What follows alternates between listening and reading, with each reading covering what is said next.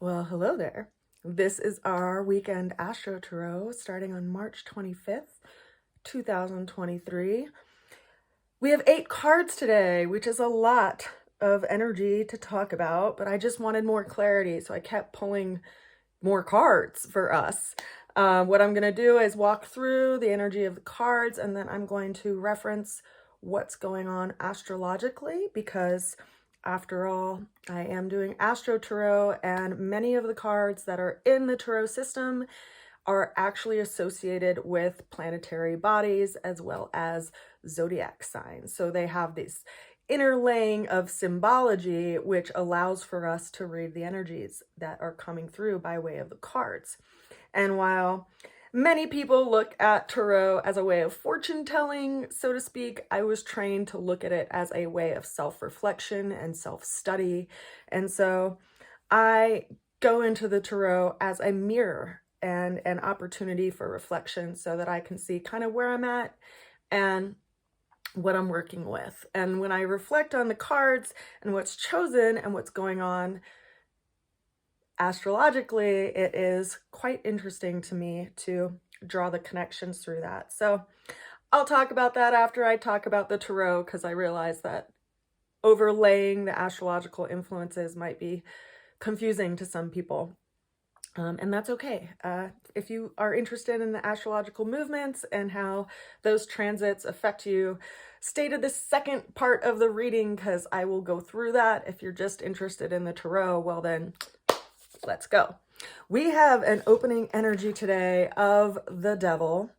The challenge that we are working with is the Knight of Wands.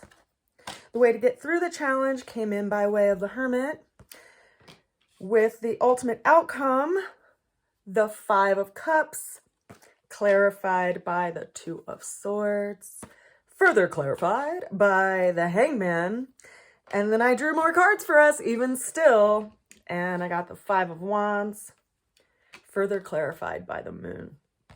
So what's interesting to me is that they do reflect on some different things that we are transitioning through, and particularly astrologically. But let's talk about this opening card. Now, the Devil, whenever it shows up, is speaking about some kind of limitation around a situation and some experience that we feel like we're bound to in a lot of ways. And that viewpoint is really a big part of the limiting factor. So this Devil card is associated with the sign of Saturn, which has a limiting energetic to it. And so in a lot of ways, it's bringing sobriety to some area of our life, which isn't always fun, but it is eye-opening, right? We see these 2 figures and they're holding on to what looks like a gear. In between them is this big cloud, and then in the background you see this kind of donkey devil character with serpents whispering into their ear. So what are we focusing on? You know, what is it that is really causing us so much angst? Well, we're in the dark about something, and a lot of it is in realizing that our attachment to that situation is binding us from being able to put our energy and effort elsewhere. Now, the challenge that came in today is the Knight of Wands. You see a lot of movement in this card. You see someone sitting on a horse that has front hooves kind of reared as if it's moving towards something, and there is this call to action by way of this card. Now, it's showing up as our challenge for today in a lot of ways is asking us to reflect on where we feel like we need to act, and yet we are resistant to or reluctant to. What is it that we need to put our energy and effort toward? The way we go through the challenge is an interesting energy, because it almost appears to be kind of opposite. By that fiery energy of the Knight of Wands, we have the Hermit card, which is a very introspective energy. It's someone who's looking at things and they're doing it with a critical eye. You know, they're trying to separate the coarse from the fine, and they're trying to assimilate a situation and really reflect on it so that they can heal from some aspect of the circumstance that they've been working through.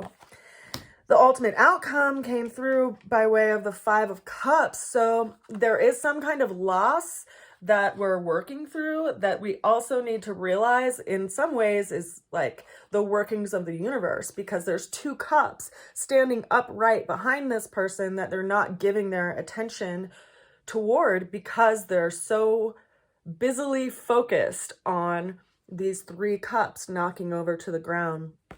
Now that was clarified by the Two of Swords, another very introspective energy. This is someone who is very much in their mind, measuring things against their heart. And there is this processing that we're going through that is really more internal than it is external. I pulled us a lot of cards today, so we have our final three of clarification showing up as the Hangman, the Five of Wands, and of course the Moon. So there's an aspect to this situation that you have to yield to. You have to start looking at it in a different way, in a different perspective. And in a lot of ways, you have to kind of submit to the situation and what it's showing you and what it's revealing. And also be mindful of choosing the battles and where you put your energy in a conscious way, right? There are some people who just want to engage you in something frustrating because that's how they, apply their power. And yet we have to consider, what are we willing to fight for? What's actually important to us? Are you willing to fight for your peace? Or are you always in the mindset that you need to be right or you need to win? Because if it comes down to a matter in relationship, oftentimes if we are the winner, we're beating up the person that we are in relationship with. But how do these people work through some kind of combative situation so that everyone can learn something from it without getting knocked on the head, right?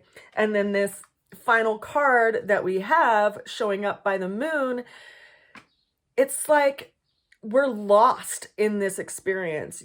The energy of the Moon is mindful of the kind of ebb and flow towards darkness and light in the night sky. So right now, the Moon is moving toward being full. It's waxing. It's gaining in light every evening until the full moon, because it is becoming into this 108-degree positioning to the sun, so we can see the sun's light fully reflected on the moon's surface.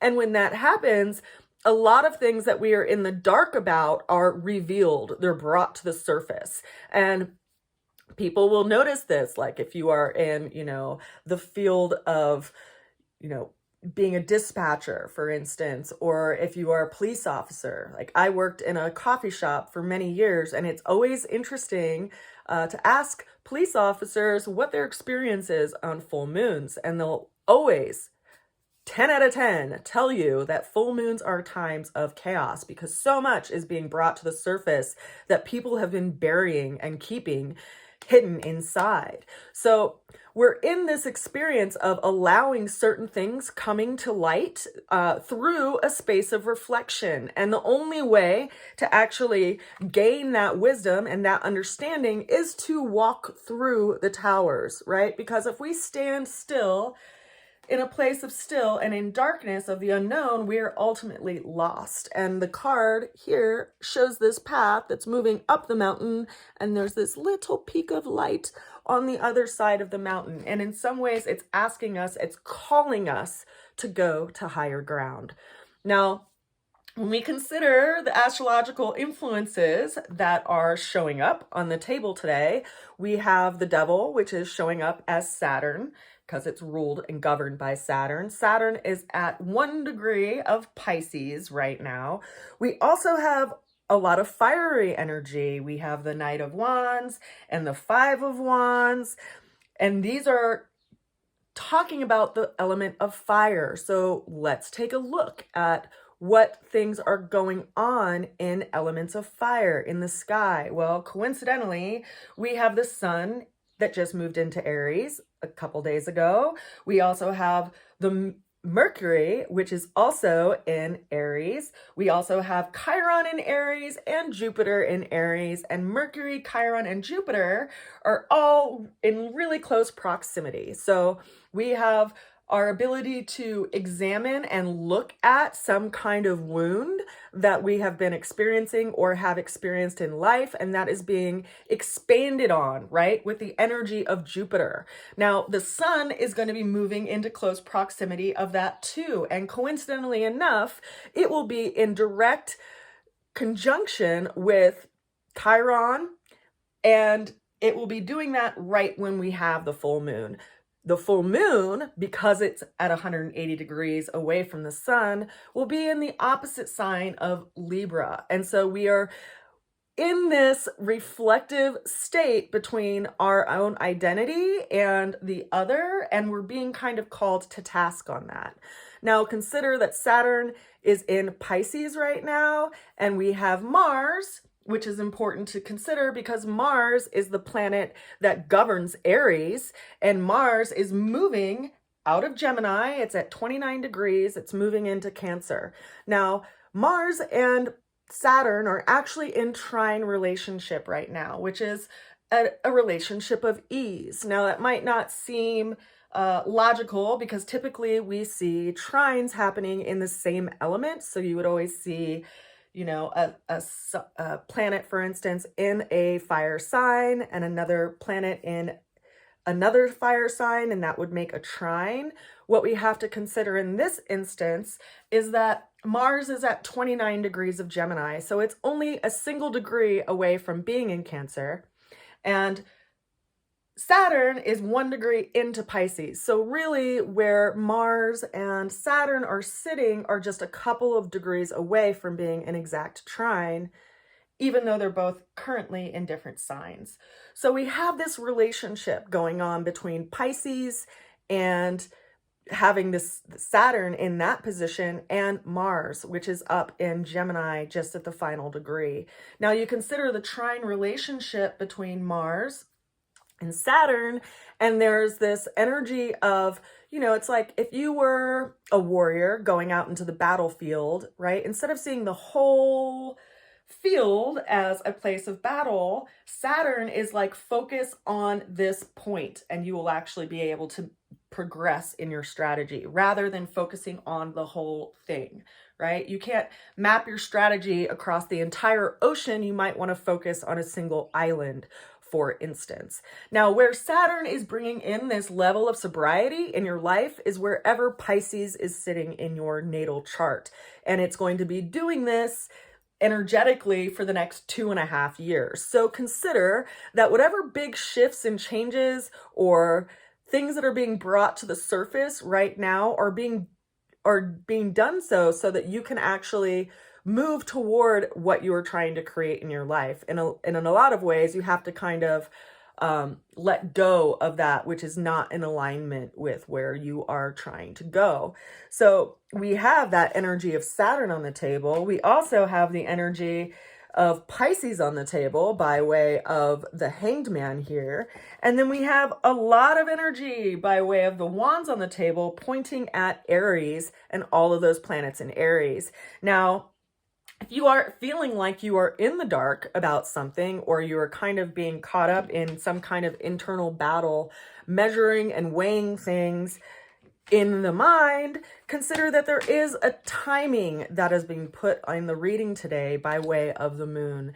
And as I had mentioned, right now, you know, the moon, interestingly enough, is over with the planet Uranus and the planet of Venus up in Taurus. So it's making its way progressively toward that position in Libra. So if we look, we can see the sun in Aries, Mercury in Aries, Chiron in Aries, and Jupiter all in Aries, right? We see the moon is up here in Taurus along with Uranus and Venus, and the moon, by the time of the full moon, is going to be moving over here to this Libra position, which will be in opposition to all of these placements in Aries. We also see Saturn is in this trine relationship with Mars. So there is a lot of energetic support by way of the universe, even if you don't feel it right now because you feel like you might be in some kind of struggle or some kind of battle of wills. What it's ultimately asking you to do is just yield to the situation. Allow yourself to see through whatever information is being brought to you so that you can actually make a decision in regard to where you want to put your energy and effort. And ultimately, the only way you can walk through those towers and move toward what your higher calling is if you let go of fear and you let go of illusion and you be honest with where you're going and what ultimately will serve your highest truth. Because you can't walk through these towers with any kind of hesitancy in the heart. You know, it's like that movie Never Ending Story, where a trail is walking through the Sphinx, and if he has any impurity in his heart, well, they're just going to open their eyes and fry him with a laser beam, right? But he goes for it. And the journey in life is about us going for it, you know, not settling for things that cause us harm, and not settling for things that aren't in alignment with what ultimately makes us want to grow and be in life. So lots of cards on the table today.